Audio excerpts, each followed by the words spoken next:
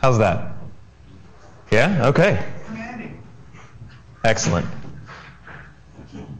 Yeah, so we're going to do a crash course. I'm going to talk through a lot of different technology stuff that I use, either at work or on personal projects. Most of it is not Perl, but you can use it with your Perl projects. They are compatible. So we'll be doing a little bit with some Node projects, Node.js. Who's used some Node.js? Yeah, a few folks. And we'll be doing a little bit with CoffeeScript and some other meta languages. So we're just going to kind of walk through getting a sort of a to-do app kickstarted, but with a lot of these technologies that are kind of popular right now that might not be obvious if you're not in it. If you use these tools, then you will have a website that looks like all the other really cool Twitter Bootstrap websites, which is a bare minimum to looking really neat. And that can be really helpful.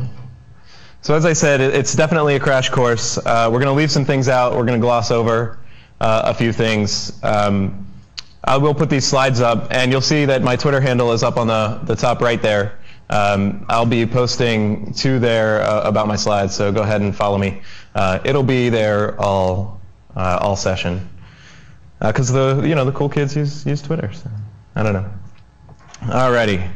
So the first thing that I want to talk about is HTML5 boilerplate. Who's used this as a starting point? Okay, so one of the things that really sucks about doing web development whenever you want to kickstart a new project especially is figuring out like what your layout's going to be. There's some really smart folks who have figured it out for us, and they put together this project called HTML5 boilerplate, and it gives you some general guidelines and also a downloadable project that you can actually use to get rolling. And there's actually a really cool tool called Boilerplate Initializer.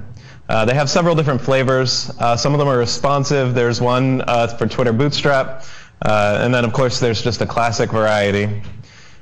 If you use this and you download the Twitter Bootstrap kind, like I have very subtly highlighted there, you'll get a starter project that has responsive web design. So your HTML and your styles, they'll work on the web browser, on pads like iPads and tablets and phones. And that's a really good way to get rolling. It also uses Modernizr, and we'll talk about that in a minute.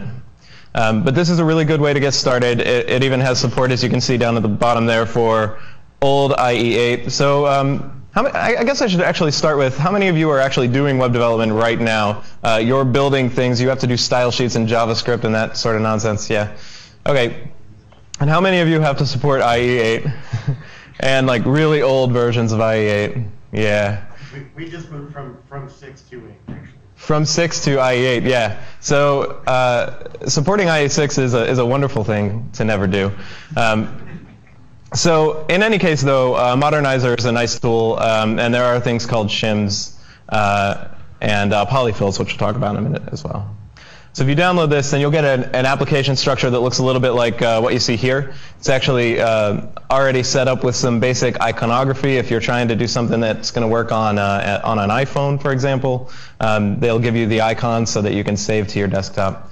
You get your basic style sheets. You can see Bootstrap there and a main style sheet file.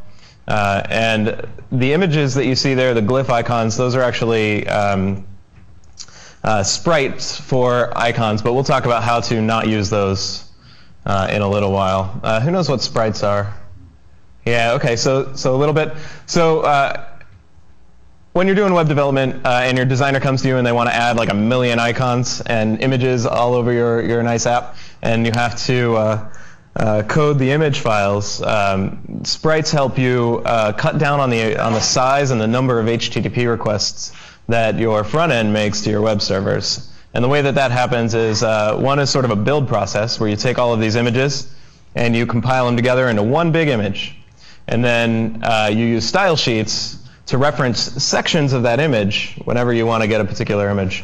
And you do that with positioning, actual explicit positions in pixels. within your sprite file. So that makes one image, hopefully, if you can get everything into a sprite, and a set of style sheets, and then that's one download instead of 500, we'll say. So that's really handy.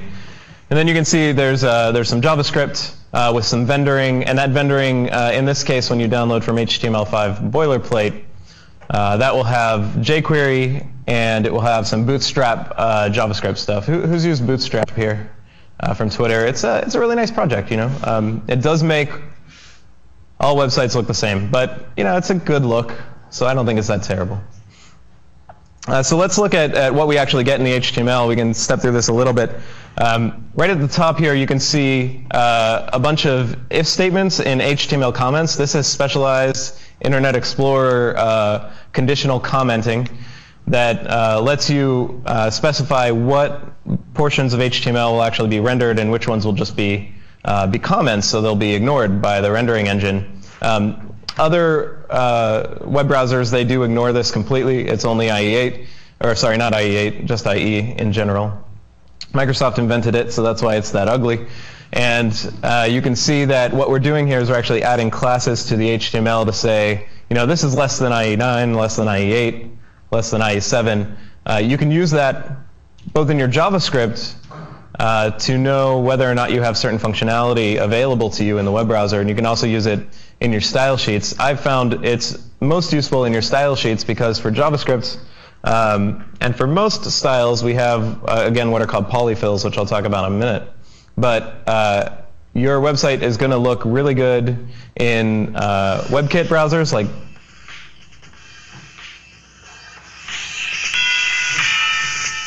sorry about that. Spotify wanted to play a song. It knows better than you.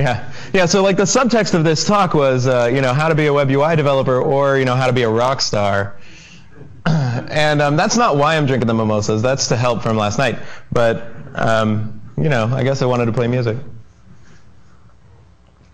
So we have these conditional HTML blocks because your website will look good in WebKit. So that's Chrome and Safari and even Firefox.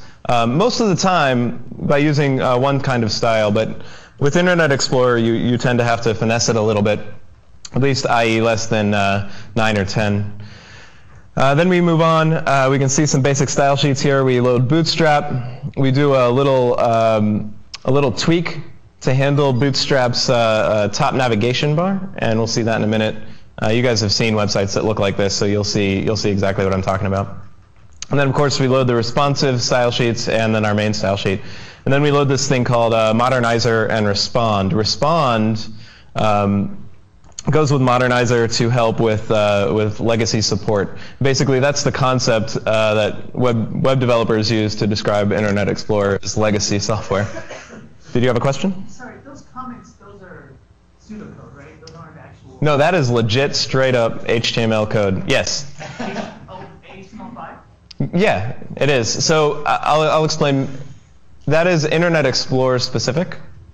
Oh, okay, all right. Okay. They're called conditional comments, and it's a thing, but I think Internet Explorer is the only one that uses it. Like it's part of the standard, but Internet Explorer uses this to understand whether or not it should use certain HTML in your page if you have conditional commenting on. Yeah, what's that? IE10 drops support for them? Okay. On the theory that they are now standards compliant-ish. Well, there you go. I like standards compliant-ish. So let's get it. Let's get into Modernizr real quick. This is a tool that's really going to help you out. This is let me look here. It detects HTML5 and CSS3 features in the browser, so it runs a bunch of tests on your browser to determine what it's capable of, what kind of functionality it has. So if you are going to build a web app that uses a geolocation services or local storage, Modernizr is actually going to detect those to determine whether or not your web browser has that functionality. And then if it doesn't and you need it, you can then use a polyfill. And a polyfill is something that actually tries to fill in the gap of browser support So, for example, WebSockets, HTTP push or two-way socket I/O communication, versions of Internet Explorer, older versions of Firefox, that sort of thing, they don't support it. So Modernizr would detect it, and then you can actually use other polyfills to fill in the gap and give you functionality that has the same interface, but uses, say, straight-up AJAX. Respond.js is a polyfill specifically for the min and maximum width media queries and style sheets. We'll see that in a little bit.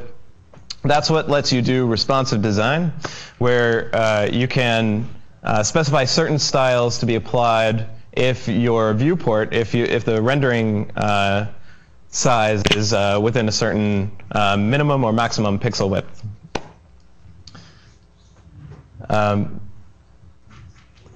The Modernizr actually has a list, and I have a link here in my speaker notes, and I didn't put it on my slide because it's really long, but you'll see it when you download the talk. It has a long list, sort of a comprehensive list on its GitHub page and one of its wiki pages for polyfills. How's it going, Todd? Do you have your iPhone on you? I did. Okay, can you put it as far away from your mic as possible? Yes. I think that's what's causing the crackling. Okay.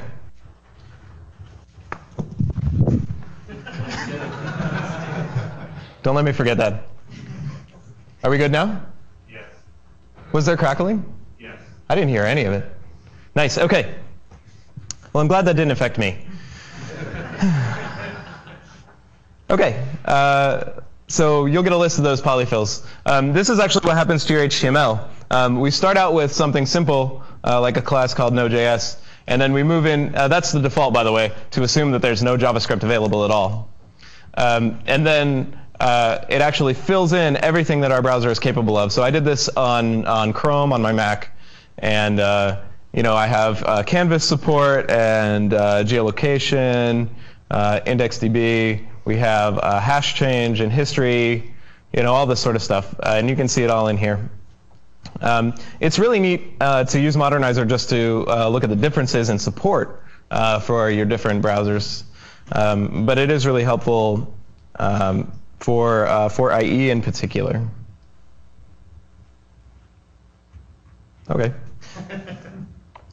So moving on with HTML5 boilerplate.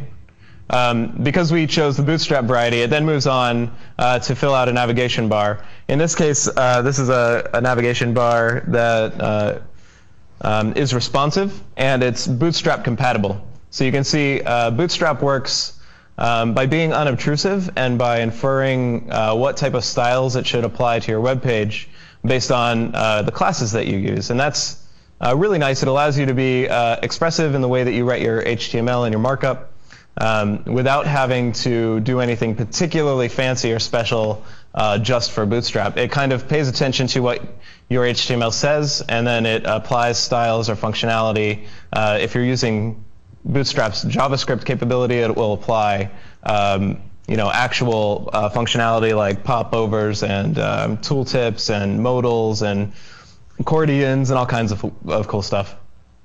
In this case, we have a couple of sections here. There's the general navbar container, and then there's also a little collapsible icon. You've probably seen that on your phone, where there's a little icon on the top right, and then you can navigate on a page. That's what this is. It's actually one of the most clunky parts of Bootstrap, in my opinion, because in order to get that little icon with the 3 dashes, you actually use 3 spans in a row that are just empty. HTML linters really hate this and eliminate them. So do be careful if you're going to lint your HTML. And then we have a standard brand name. That class brand is significant to Bootstrap, but that's all I have to do to get something that looks nice. And then, of course, the portion of the navbar that's collapsible, in this case, you know, just an ego boost to me, really, with my Twitter account there. The content is also pretty simple. It's a standard grid system. Have we all used grid systems? 960 GS, 1140 pixels. Bootstrap is a grid system. Anybody? No? Yes? A couple? Okay. So HTML grid systems allow you to be able to lay out your page using a grid. It's kind of like tables, but it's not. We call it divs, so it's actually a lot better. because we use the different word. And so it's all good. But in this case, you can see that we set up a container, and then we set up rows. And then within that, we actually have spanned chunks. In this case, a span chunk of 4. By default, Bootstrap uses 12 columns that you can apply in each row. And then you can set spans specific to each of them. You don't have to be a layout expert anymore, and that's something that is really nice. And you also don't have to fall back on tables. You can just use these spans. In this particular case, a span of 4 with an offset of 4, which actually means I'm putting a small column right in the middle of the page. That's all I have to do. I don't have to worry about anything else. It's just in the middle of the page. I do that twice. So this is a tiny little to-do app idea. And so I have a list of things to do, and then I have a little form with an input box. That form is also just styled automatically for me from Bootstrap. It looks pretty good right by default. And then at the end of the page, we have our JavaScript, because you put your JavaScript typically at the end of your body page. I know that we've all probably, especially we're kind of old school, we've been taught to try and put all of our scripts in the head of a document. It slows down the document rendering. You have to pull all that stuff in. And this way, by the time your JavaScript is loaded, your DOM is nearly complete or already completely rendered, and you can get started right away using your JavaScript. So we have, in this case by default, some Google API stuff to pull out jQuery from the Google APIs. That's using a content delivery system, a content delivery network that belongs to Google that we don't have to set up and maintain. And that means that because we're doing that, most of us on our laptops today, right here, have a copy of Google's jQuery version 1.9.1. And because we have a copy from Google, we don't have to download it again whenever we load up someone else's app. And that's kind of a nice thing. You do have to expect them to keep it around, and that's kind of a problem. So we have a little bit of a fallback here. The next script line says, well, if our window object, our global, has a jQuery property, then we're good. But if we don't, then we'll load jQuery from our local copy just in case. So it's a nice fallback. Next, and so you have to decide if you want to do that or not. At my job at White Hat, we can't rely on Google to serve anything for us, so we can't do that. But it's nice if you're doing something public, and it's a nice service that they provide. Next, we pull up the Bootstrap JS. That gives us a lot of functionality, like I said before, tooltips and accordions and whatnot. And then our main JavaScript file. So that's the basics of HTML boilerplate. HTML5 boilerplate. It gives you a lot to get started. If you just need an HTML page with some decent style and you're not trying to do anything fancy with JavaScript, it's actually a really good place to get started. You can get rolling within minutes, and you don't have to do a lot of the work. You don't have to sit there and type out the HTML. I recommend it. The next project that I want to talk about is Mimosa. Has anyone used? Oh well, look at that. Has anyone used Mimosa? I drank it. You tried to? No, I drank it. Oh, you drank it. Fantastic. So you did use Mimosa, right? I see what you did there.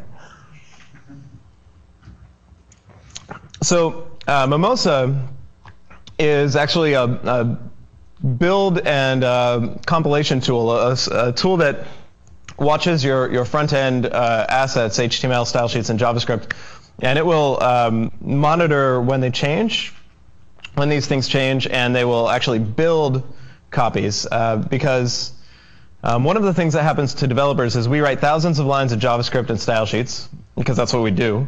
And then we try and load it up in the browser. And of course, we write it in a modular way. So we have 50 style sheet files and 50 JavaScript files. And you try and load it up in a browser. And in IE, for example, you find out that it actually times out and doesn't load all of your assets. Or you find out that it just takes too long. Mimosa actually helps with this process. It will compile your JavaScript and your style sheets for you into nice, pretty packages that are really easy for your users to download. It'll also make front-end development really easy because it will fire up a web server and do live reload.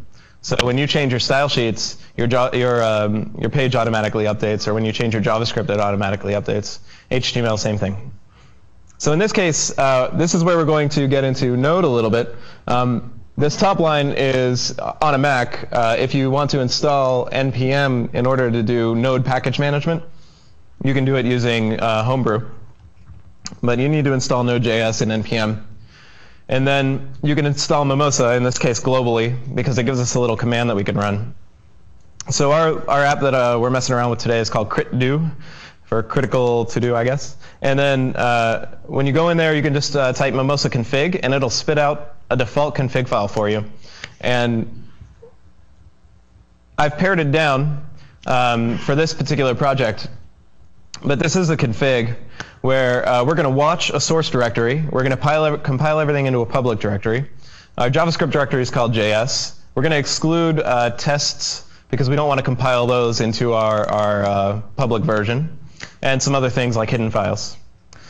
We do want to start up a server. We'll say that this is a one-page app, and that the default views path is just this directory, because we have an index.html in this directory, so that's a nice handy thing. We had to change our directory structure a little bit, so this is what we had before from HTML5 Bootstrap, and all we did really is throw it into a source directory and make a public directory. So with that little bit of configuration, we can run Mimosa, we can run a server, and we can run both optimize and minify. Optimize will use require.js, and we'll get to this in a second as well. It will use require.js as optimization tool to optimize JavaScript and style sheets. It's called r.js, and it's part of that package. It's fantastic. If you don't use Mimosa for whatever reason, please look into r.js for optimization if you're looking for easy ways to compile your JavaScript and style sheets. And then, of course, it'll fire up a server. So then we can open it up, and based on the HTML that we already had, we have something that looks like this. This is sort of the mobile version, just because my web browser was small. But it was pretty simple to make. And we did almost no actual code of our own, which was really handy. Now from here, we can move on to do a couple of other things. One thing that we can do is refactor our style sheets. I don't like inline style like this with the body tag. I also don't like to have too many style sheet tags linked from here. So what we can do is we can refactor our main.css to look more like this, where we load up the minimum bootstrap using an import. And these are CSS media queries and CSS imports. And this media query here, it says that if the minimum width of your viewing display is 979 pixels, then we'll add this padding. And that's actually something specific to Bootstrap, because when you get into the mobile spaces, they don't need the padding for that top bar anymore. So you only want to apply it whenever you're basically working on a desktop. So we'll do a little bit more, I think, with the style sheets in a minute, because we will look at stylus. Stylus is a meta language for style sheets. Has anyone used meta languages? Let's see. There's Sass or SCSS. There's Less for the Less CSS framework. Yep. And stylus is another one that's getting a lot of popularity. So a few people have. I don't know if you've noticed that style sheets are not dry. Don't repeat yourself. You have to repeat yourself constantly. And I think the single biggest problem that these meta languages try and address is that problem. First of all, their syntax is nice in that they often strip out a lot of needless syntax like curly braces and stuff. Maybe that's frightful for Perl programmers. It's really, really happy for like Python programmers. You know, we all have to get used to it someday. And but don't repeat yourself is fantastic, because these languages allow you to create functions that you can compose, or mix-ins that you can compose into advanced styles. You can drill down into a hierarchy of your page to style things using just indenting, or in the case of Less, you still use the curly braces, but you can inherit styles from your parents by keeping them in containers, kind of like HTML, or anything that's encapsulated, you know, in terms of programmers. So we understand that. And you can make these mix-ins take arguments. They can do math, so that you can do math on gradients. You can say, you know, this is a starting color and this is an ending color, and I want you to step through and do gradients using style sheets. There are other tools that are fantastic that I'm not covering, like Compass, which gives you actually a huge array of default styles that you can mix into Sass or Less. I'm not sure if Compass supports stylus yet, but they can do things like style sheet gradients and rounded corners in a completely cross-browser manner, and all you have to do is write one line, and that's it. So I highly recommend these CSS meta languages. Again, any of them are great. Sass, Less, that's S-A-S-S, Sass, Less, and Stylus. So if we convert this to Stylus, it cuts down a little bit. I like it. I think it's nice. Unfortunately, this is a really tiny style sheet. You saw that our app looked pretty, but this is all I've written so far. And actually, I just converted it. So I really like that. That's a little bit about doing style sheets in a modern way. I appreciate these meta languages immensely. Next, I would talk about jQuery, but I have to be honest, I think I'm going to count it as a given. Have we used jQuery, or Zepto is a more lightweight brand? Okay, most of us. jQuery recently had a 2.0, and I think this is important for us to know. In jQuery's 2.0 release, which was just a couple of weeks ago, they dropped support for IE8 and lower. And in doing so, I'm pretty sure that the numbers are that they sped up their framework, jQuery, by about 60% by dropping all of the polyfills that they had to do for ancient versions of IE. So if you do not need to support IE8, 7, 6, look into, if you're already using jQuery, and if you're not, look into upgrading to 2.0. It's important. 1.9.1 is sort of the backward compatible version as of right now.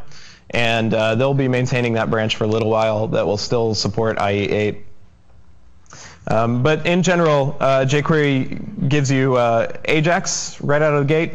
It gives you DOM manipulation, user UI effects using jQuery UI, and even some without it. Event handling, that's really fantastic. Style manipulation. jQuery UI gives you things like drag and drop and sortables and a lot of nice little functionality. Probably the one that I use the most is a date picker. I don't know if how many people have actually had to do their own HTML date picker with code, like for real? 1, 2, yeah, it's nuts. Don't ever do it again. Save yourself. Plugins.jquery.com is fantastic. They have a lot of plugins. That's probably one of the biggest reasons to use jQuery, is that there's just a huge community that's written a lot. So I recommend checking it out.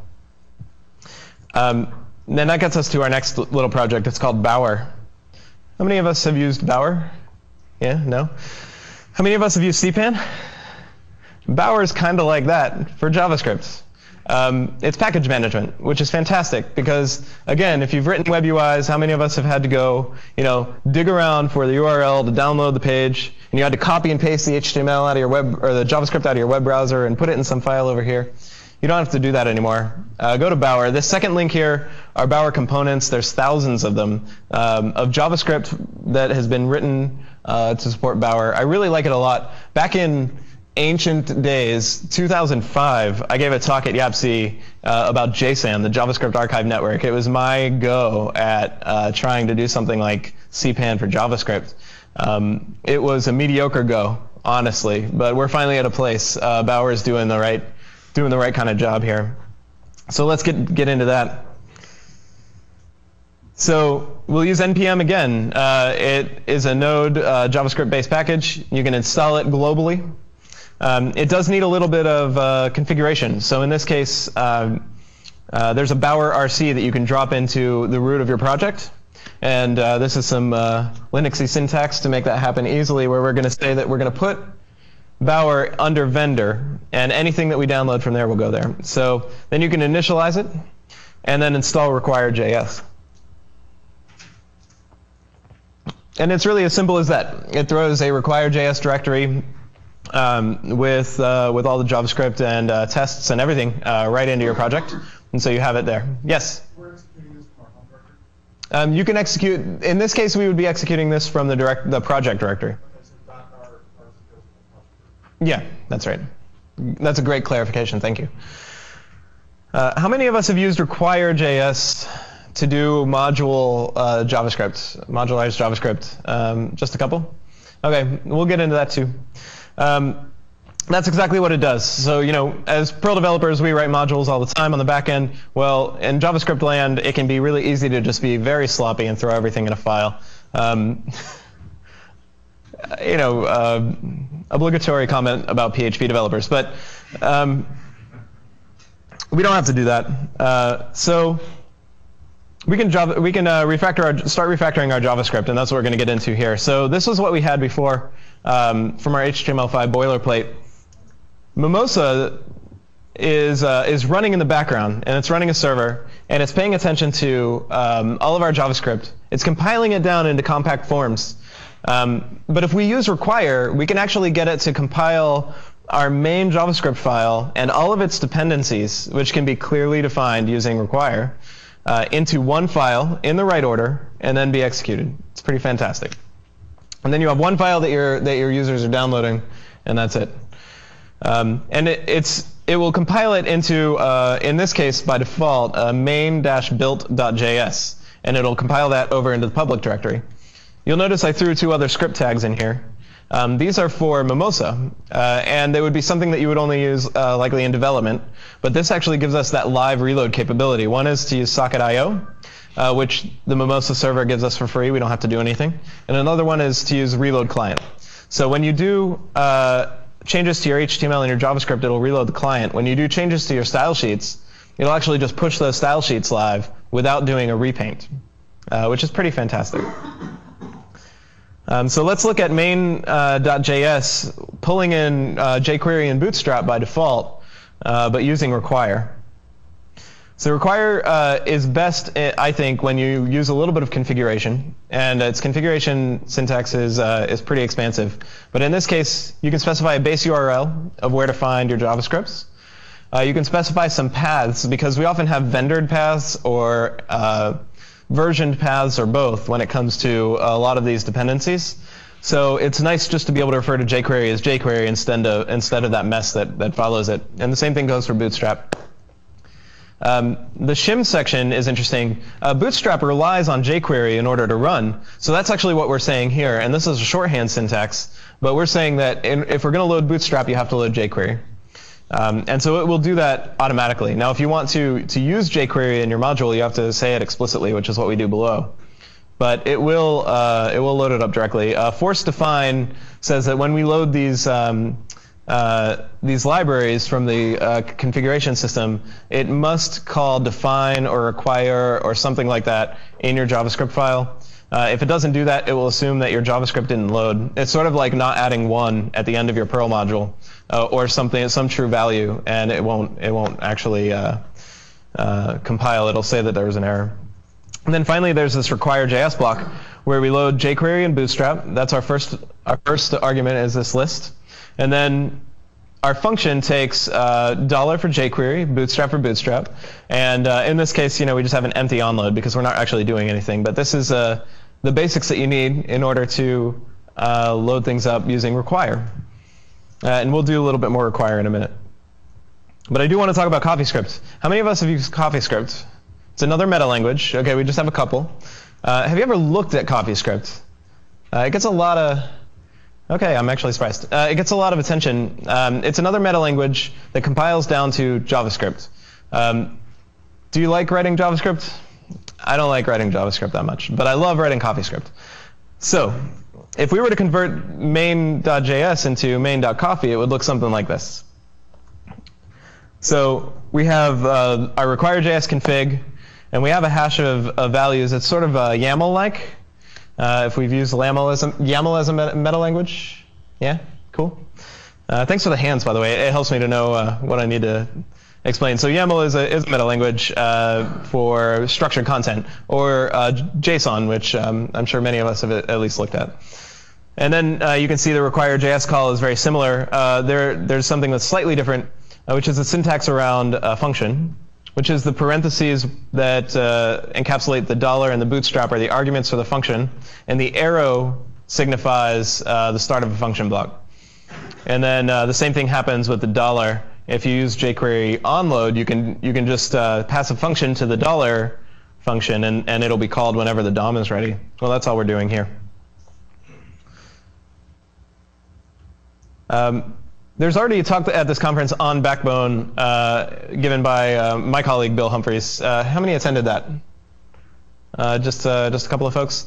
Okay, so Backbone is an example of an MVC style framework for the web, and I'm going to demonstrate Backbone, but there are a number of others. There's AngularJS, Ember, there's one called Batman, there's one called Knockout. Basically, you can pick whichever one you like, and I recommend taking a look. How many people are using some kind of framework for your front end right now? Anything I didn't mention? No? Okay. So just a couple of folks. I like it because, again, along with Require, it allows you to modularize your code.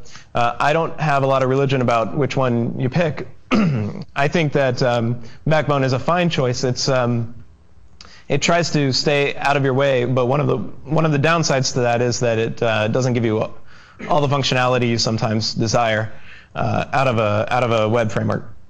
But let's go ahead and install it and write this thing real quick. So we have Bower, again, to install our dependencies.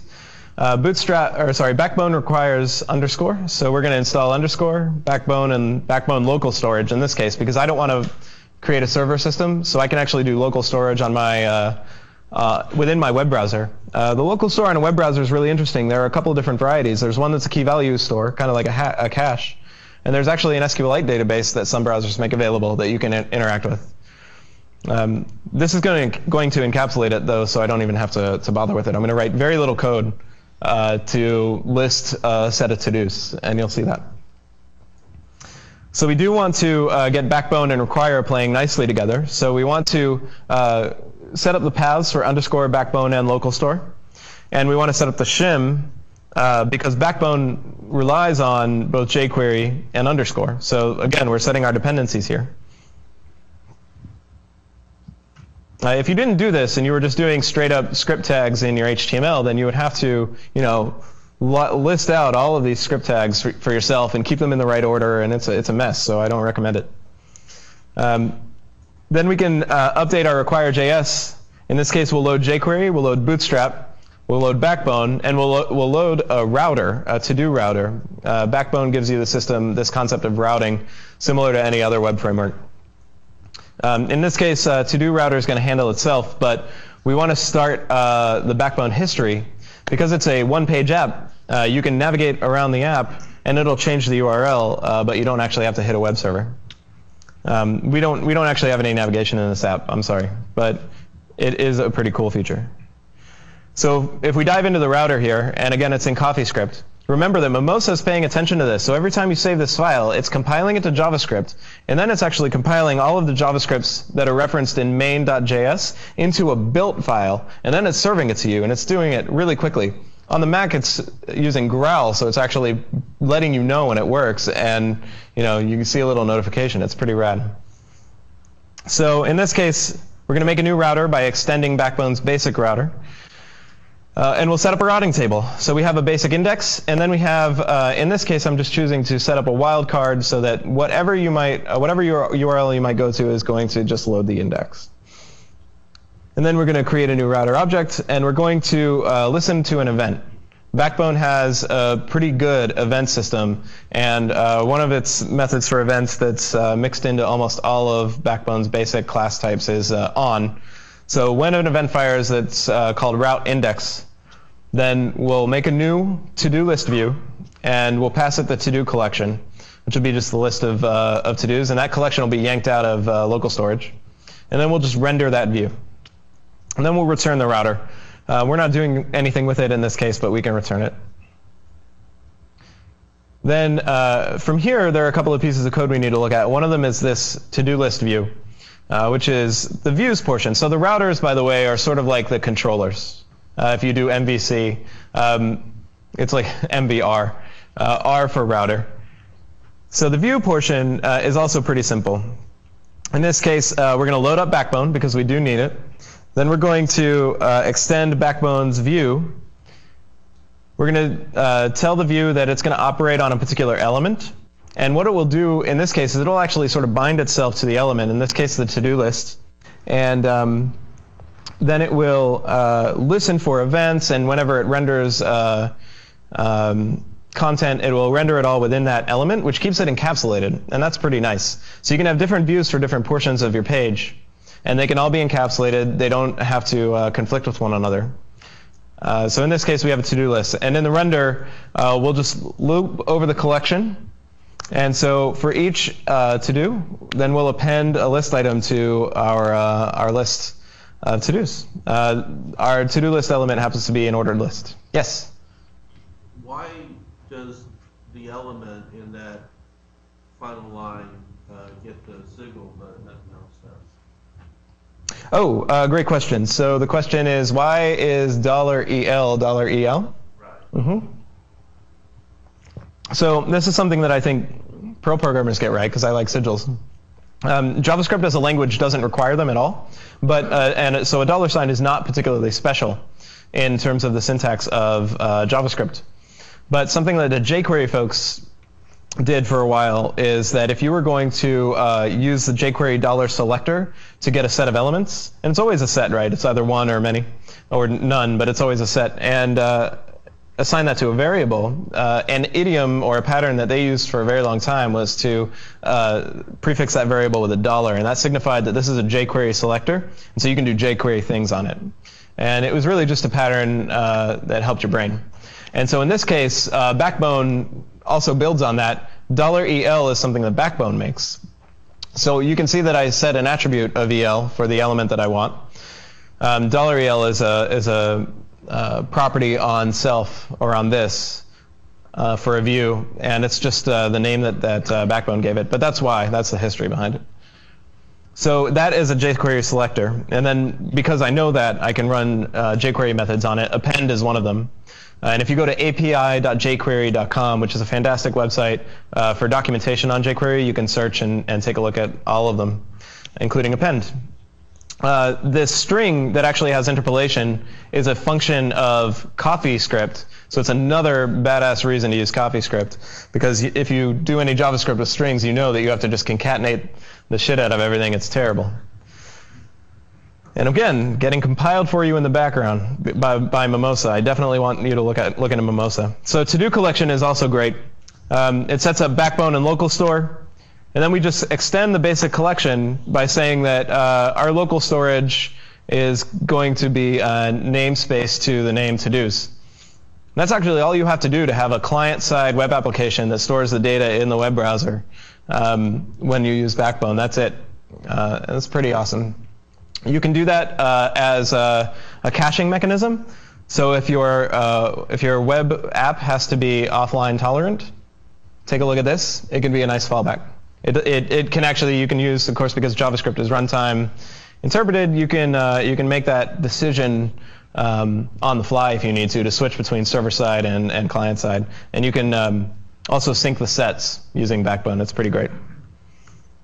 Backbone is built on underscore, and I only have a little bit of time here to get into underscore, but I do want to emphasize it. How many people have used underscore just as a project on its own? Not many folks? Okay.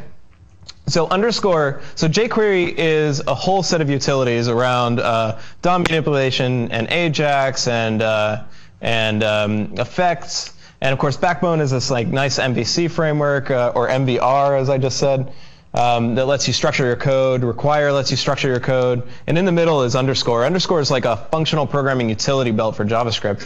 I highly recommend it. Here are a couple of quick examples. This is something that I've used a lot. This is a reduce function that you get with underscore. And it's really cool. In this case, I'm trying to calculate the maximum width of a series of elements that are beside each other that might have variable widths, but I want to know how much space they take up in total. In standard JavaScript, you'd have to write some kind of loop, which is really grotesque, and you're worried about whether it's going to break, and it looks like C code. You can use reduce instead. You can say, get me all the tabs, and in this case, get me the raw elements. That's what that get says there. Then we're going to start with a starting value of 0, and then we're going to loop over all of those tabs, and we're just going to reduce them by adding the total width, which we're getting using jQuery, to our total, which is more or less changing 0, by bumping it up in numbers, pixel by pixel, and then just return the total width, and that's all I had to do. In CoffeeScript, it's even tinier, but and I wanted to show that just for the hell of it. But if you didn't have to deal with like the 20 characters that I can fit on a slide in order for it to be readable, then that's a one-liner. Here's another example.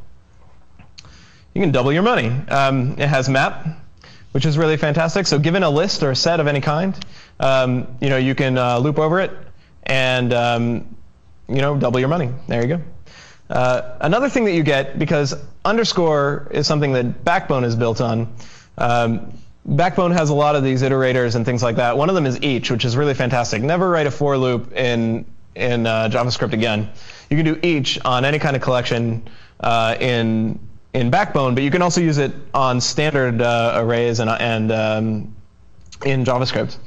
So in this case, that's exactly what we did here with collection.each, which is sort of Ruby-like, but it's something that you should definitely invest some time in, I think. That's actually the end of what I was able to get to within the 45 minutes, and that worked out almost perfectly. But I want to throw a few more projects out there so that you guys can pay attention to them. One of them is Moment.js. Date handling sucks. Dave's given a talk about how much it sucks in Perl right now, and they're crying. And so you don't want to do that.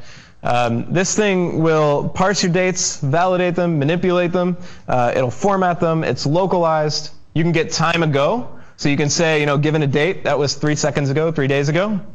Don't ever screw around with dates again on your own with JavaScript. Please look into Moment.js. We looked into Bootstrap briefly. Documentation is fabulous. Definitely look into it. We didn't get the chance to talk about Font Awesome. Bootstrap has a default set of icons. They're a standard size. Font Awesome replaces those with vector-based icons that can be styled using standard CSS. They can be big, they can be small, they can be red, green, blue. Definitely look into Font Awesome. There's 300-something icons there. There's a small downside. If your designer has some difficulty with HTML and they're using something like InDesign or something like that, I wish that Font Awesome could actually be downloaded as a font that they could use in their tool set, just by installing it on their computer, and that's not something that's quite possible. But it's really perfect for us. I'm sure that patches would be welcome for them to make a process where that could work out. Look into Mocha for testing. It's my preferred testing framework. There's another one called Jasmine, which is fantastic, but I like Mocha a little bit better. One of the reasons that I like it is that it has a flexible testing structure. One is QUnit-like, which is a little bit like Perl's test simple and test more. But my favorite is BDD, behavior-driven development style, where you have describe and it, should and expectations and that kind of thing. So look into Mocha for sure. Mocha also runs on Node, so you can get your at least many of your browser tests running from the command line, which means that you could actually integrate them into your standard testing framework if you wanted to. You can probably get it to do tap output. I think it actually does tap output by default. That's a test anything protocol that Perl uses and invented. And you can also hook it up to Jenkins and things like that for continuous integration. And you can cover the gap on DOM manipulation tests by using Phantom.js, which is a headless browser. You can use it for testing. You can use it for taking screenshots. You can use it for page automation or even network monitoring. Some folks are using it for SEO, and that's something that Bill talked about a little bit before, where you have a one-page app, but you need Google to be able to understand what it is. They intercept those requests, fire off a Phantom.js request, and send the content back. It's pretty neat. So that's a lot of stuff in a short amount of time. I really appreciate you guys sitting through it. It sounds like you didn't have a lot of exposure. I hope that this gave you an idea of what the landscape is like for UI developers right now. Cool.